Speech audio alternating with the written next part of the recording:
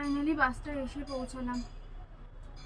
তার মধ্যে কি গরম, কি জানি বাসে তো কেউই নেই। কি গো, কতক্ষণ লাগবে আমাদের পৌঁছাতে?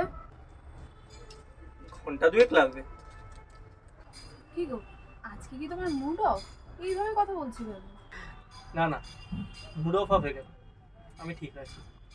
এই অনেকদিন পর কিন্তু মামা বাড়ি যাচ্ছি, ওখানে কিন্তু এইভাবে মুড অফ করে থেকো না। এই নে চল।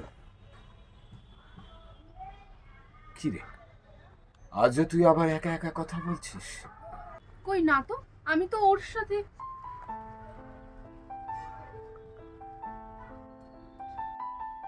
এই নে জলটা খা।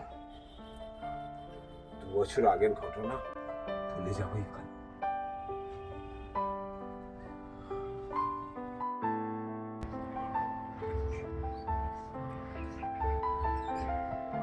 হ্যালো, কোথায়?